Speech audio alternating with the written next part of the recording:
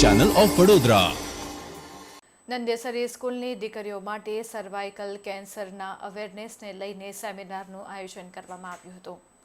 Lions Club of અમદાવાદના મુખ્ય Nandesari school અને Gujarat cancer research institute Ahmedabad દ્વારા નંદેસરી ઇન્ડસ્ટ્રીઝ એસોસિએશનના સહયોગથી 3 ઓગસ્ટ 2024ના રોજ સવારે 10 થી 12 વાગ્યા દરમિયાન મૂલ્યવાન અને અદ્ભુત સેમિનાર યોજવામાં આવ્યો હતો। સર્વાઇકલ કેન્સર અવેરનેસ અને પ્રિવેન્શન સેમિનારનું આયોજન કરવામાં આવ્યું હતું। આ સેમિનારમાં નંદેસરી જીઆઈડીસીના ચેરમેન બાબુભાઈ પટેલ તેમજ આજુબાજુ ગામના સ્થાનિકો સેમિનારમાં ઉપસ્થિત રહ્યા હતા। તો આખા બોડીમાં જોઈએ તો ગણી ન શકાય એટલા કેન્સર થાય। તમે હેડથી સ્ટાર્ટ કરો તો સુધી બનાવીએ તો દરેક થાય, સ્ટમકનું થાય, લીવરનું થાય, આંતરડાનું થાય, ઓકે બરાબર કે નહીં? સ્વરપેટીનું થઈ શકે બરાબર। એના માટેનું કારણ શું છે આપણે જોઈ લઈશું। કહેવાય છે કે દર 8 માંથી એક સ્ત્રીને સ્તનનું, પછી મગજમાં જે પેલી નર્વ્સ છે, ચેતાતંતુઓ છે, મગજમાં જે ટિશ્યુ છે એનું કેન્સર થઈ શકે, ઓકે। પુરુષોમાં જોવા જઈએ તો મોં નાક ગળાનું કેન્સર, ફેફસાનું કેન્સર, જેને હેડ એન્ડ નેક મોં નાક ગળાના કેન્સર કહેવાય। અત્યારે વર્લ્ડમાં જોવા જઈએ તો સ્તન કેન્સર છે, ઇન્ડિયામાં જોવા જઈએ તો પણ સ્તન કેન્સર, પણ ગામડાઓની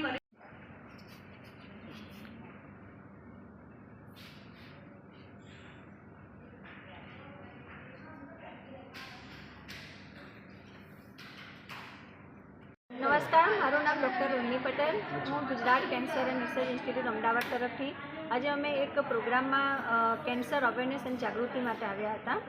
એકચ્યુઅલી જે આ પ્રોગ્રામ છે એ Lions Club of Ahmedabad main host, Nandesari industries association and Nandesari school તથા ગુજરાત કેન્સર એન્ડ રિસર્ચ ઇન્સ્ટિટ્યૂટના સહયોગથી એક કેન્સર જાગૃતિના કાર્યક્રમનું આયોજન કરેલું હતું, જેમાં આજે મારા દ્વારા દીકરીઓને અને દીકરીઓની માતાઓને જે ગર્ભાશયના મુખનું કેન્સર છે તથા સ્તન કેન્સર છે અને પુરુષોમાં જે મોં નાક ગળાના કેન્સર થાય છે જેના વિશે મેં માહિતી આપી અને ભવિષ્યમાં આ કેન્સરને અટકાવવા માટે શું કરી શકાય, જેમ કે દીકરીઓને આપણે રસીકરણ કરી શકીએ જેને HPVની રસી કહેવાય, માતાઓને મેમોગ્રાફી કરાવી શકીએ તથા પુરુષો પોતાના મોઢાનું રેગ્યુલર સ્ક્રીનિંગ કરાવી શકીએ, જેથી કરીને ભવિષ્યમાં આ જે 3 કેન્સર છે એને આપણે અટકાવી શકીએ।